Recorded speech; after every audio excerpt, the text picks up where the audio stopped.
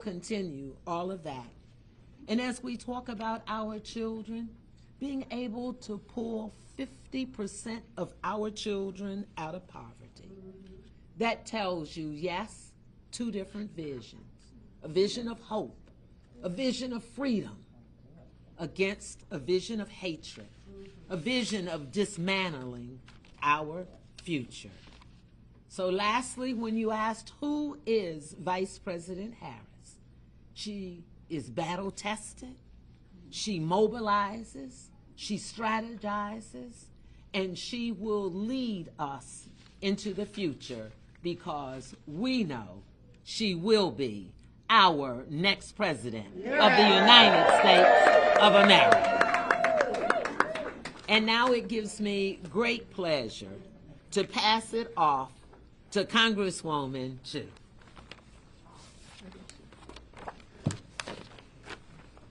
Hello, I'm Congressmember Judy Chu, and I'm proud to stand with elect Democratic women as we endorse Kamala Harris as our next president of the United States.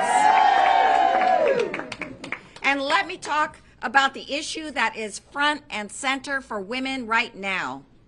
2 years ago, the MAGA justices on the Supreme Court ripped away reproductive freedoms from tens of millions of Americans with their Dobbs decision.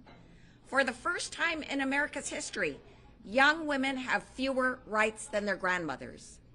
But Vice President Harris has been on the front lines in the fight against this. She's not only been our party's leading messenger on reproductive freedom, she will ensure that Trump's role in overturning Roe is front and center in this election. We know all too well that the stakes can't be higher this November. Our very rights are on the line.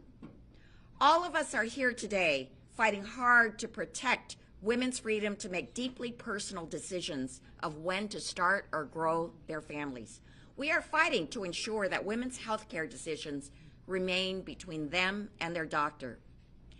Democrats have been winning on this issue in every state where abortion has been in the ballot, including deeply conservative states. That is why we've seen Republicans try to hide their extreme stances, knowing how unpopular they are. But make no mistake, regardless of what he says on the campaign trail, if Trump wins, he will pass a national abortion ban on day one. But this will not happen with Vice President Harris as our nominee. Democrats will run a campaign focused on our vision to build a better future, a country where hard-working American taxpayers can breathe easier, and our fundamental freedoms, including every woman's right to make her own health care decisions, are respected. When we elect Vice President Harris as our next president, and when we take back the House and keep the Senate, she will finally sign my Women's Health Protection Act into law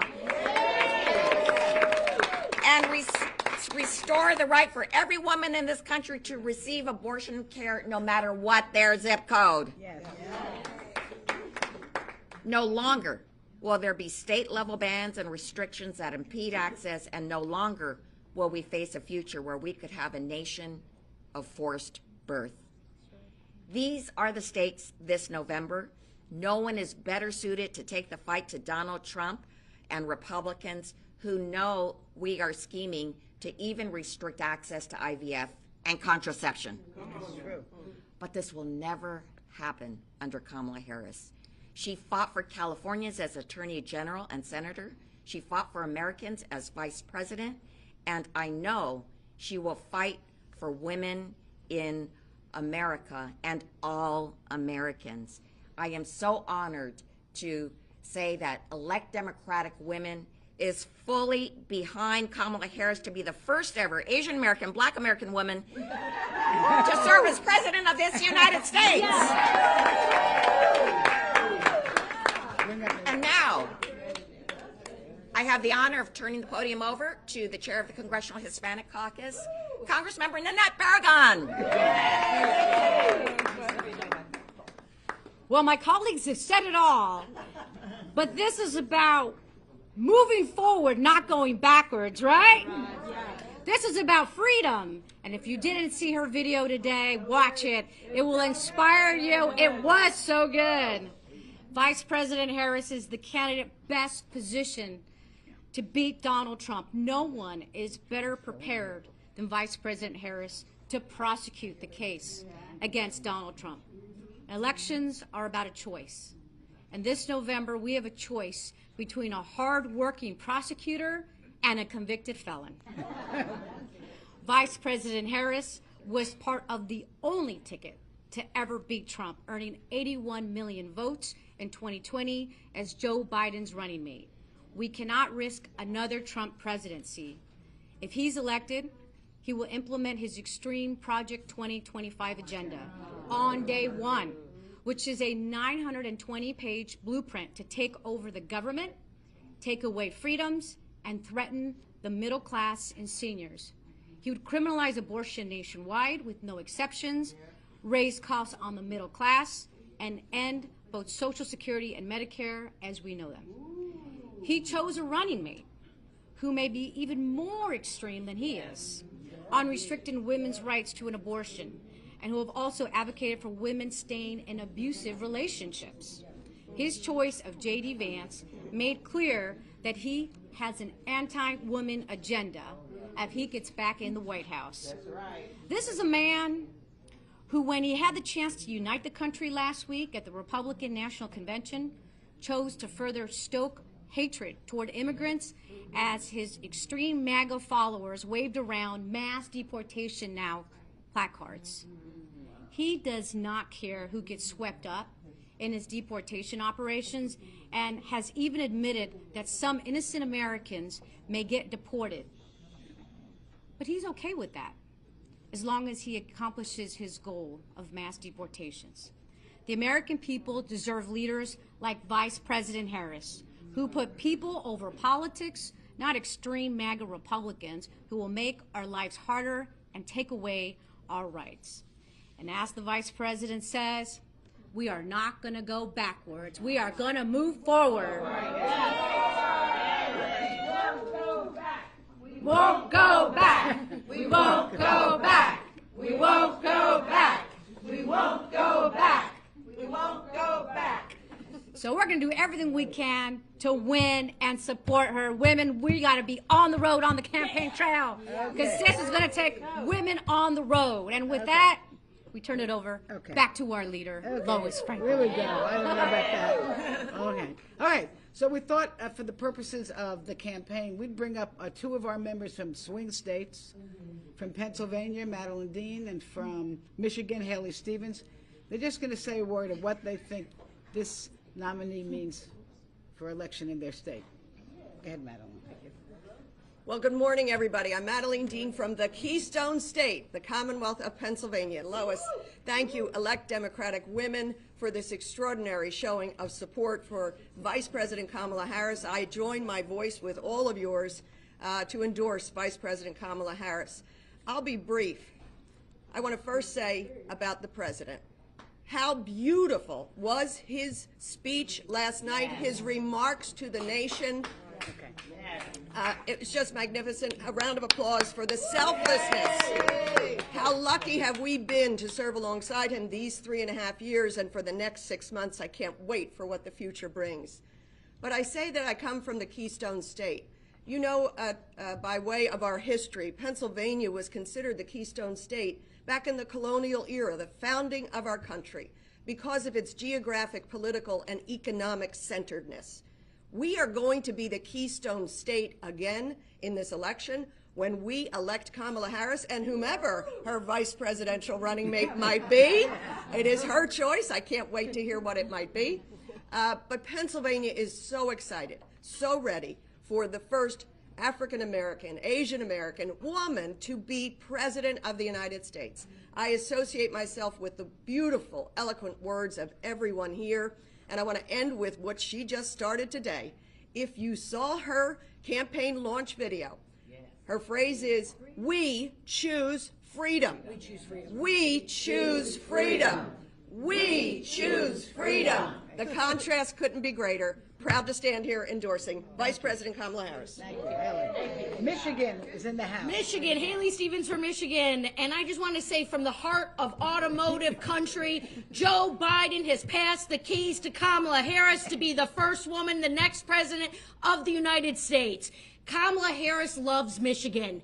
She was there making sure. Oh, yes, it does. Yes, it does. It does, because she was in our state making sure we were getting vaccinated. When we rolled out the Rescue Act, she's been there doing the infrastructure bill rollout, making sure that that is executed, and she has been shining alongside our manufacturing economy. Every time I see our next president of the United States, I tell her, please come to the mitten, because we love you and you fire us up. So I'm so proud to stand here alongside my sisters, elect Democratic women who do the work to get women into office. And now we are taking on the ultimate charge, which is to get Kamala Harris as our next president. This is a big moment. I am so proud of President Biden. I was proud to support him, and I am proud to support him now in endorsing Kamala Harris as our next president. Right from the mitten. Thank you. All right. Any questions from the press today? Yeah, go ahead. One of the main things that Republicans have already decided to go after Vice President Harris for was her role in curbing migration at the southern border. Can you just respond? Yes, How do you're gonna Democrats plan to counter that take all the good argument from Republicans ahead of the election? Well, first of all, this is some more misinformation and disinformation. The vice president was never in charge of the border. She was never in charge of immigration policy. On the contrary, it's Department of Homeland Security Secretary Alejandro Mayorkas is in charge of border policy. He's in charge under Homeland Security. And Republicans already tried to impeach him and failed. So what are they doing now? They're making it up and blaming her.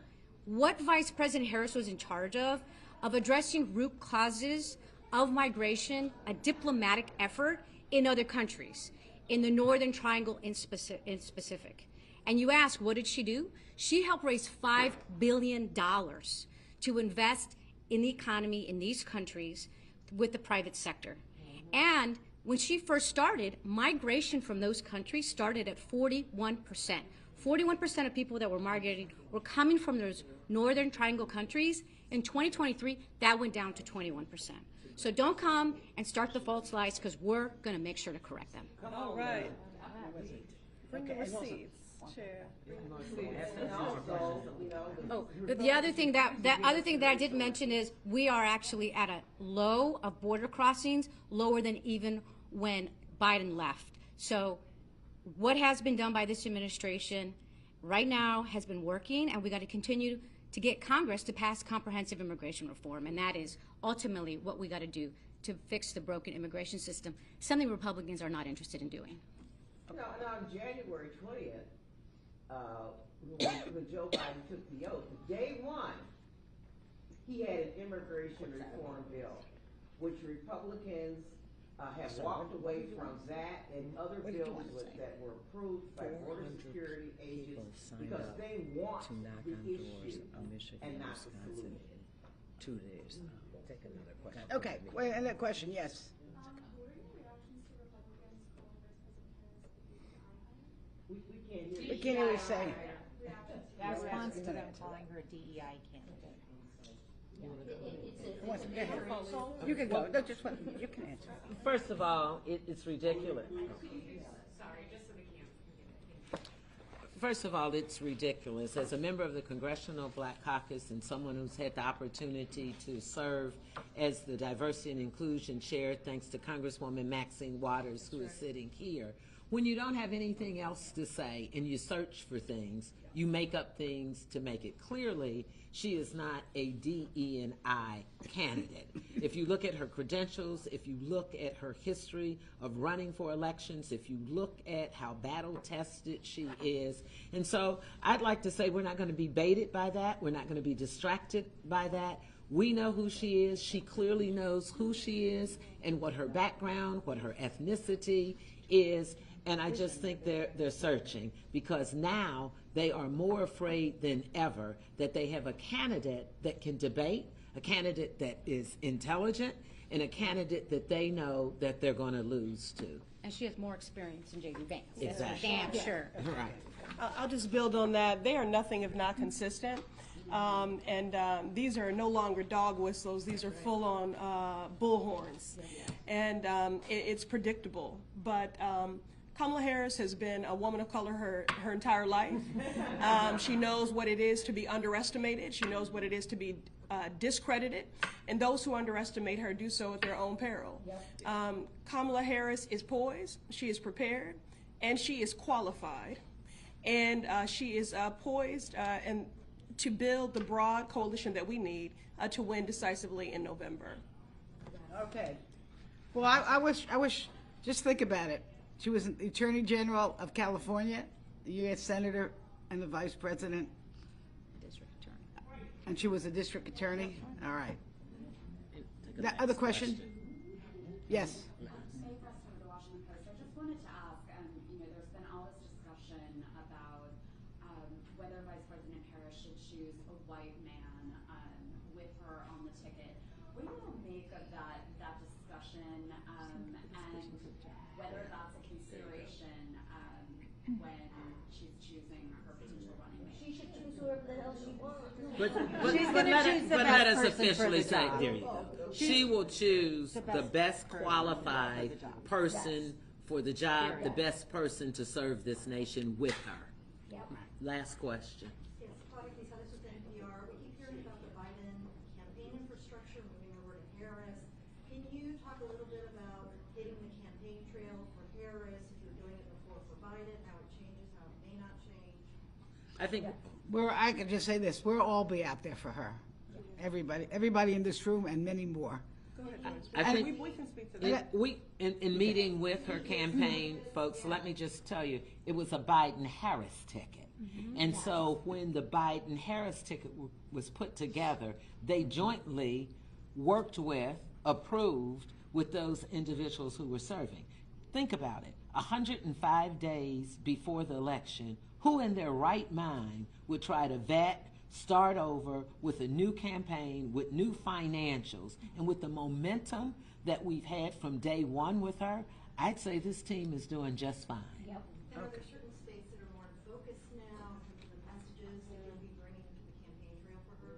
I think the important thing to remember is that in this moment,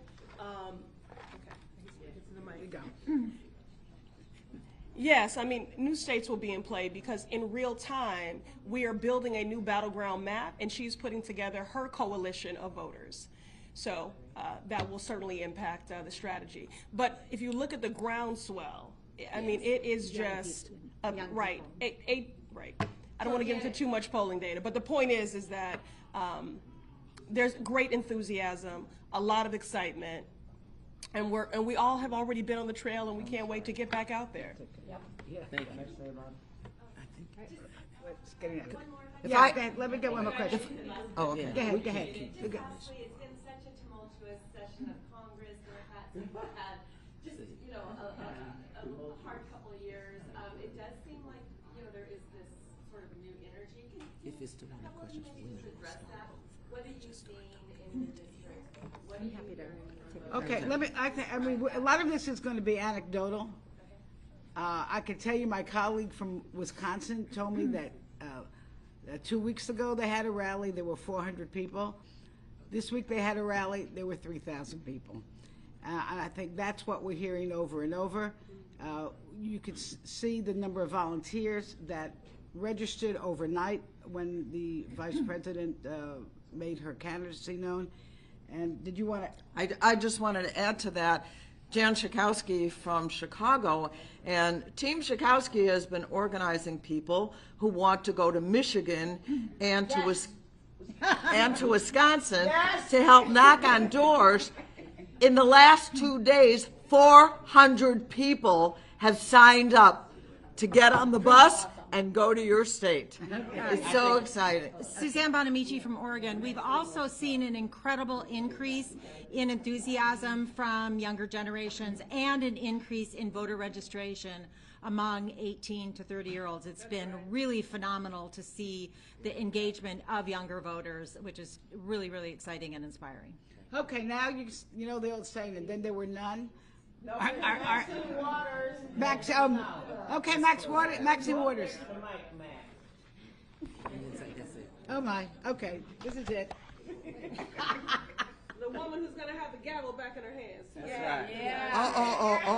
right. Let me just say that the response is so great until we have in Los Angeles tomorrow morning at 10 o'clock several thousand people who are showing up to endorse. Not because we had to organize them. They bugged the hell out of us. They've been calling. They have been trying to get connected. And so finally, my daughter and I said, okay, we'll get a place. We'll send the information out to the press. And so I'm anxious to get home, to get on the plane, because tomorrow morning in Los Angeles, there will be this great outpouring of individuals supporting Kamala. We know her. Yep. I've known her for years. We know that she's competent, she's capable, she's had a career that leads her right to this moment. This is transformative for America. What we're seeing now is someone who's going to help unify this country, someone who is at the right time, at the right place to do the right things, having not only had a career that led her here, but she had a partner in Biden.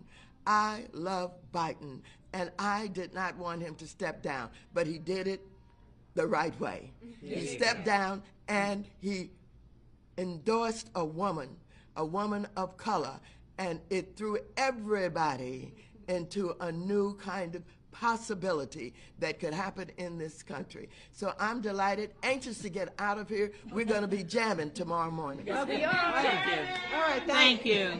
Thank you. We be jamming.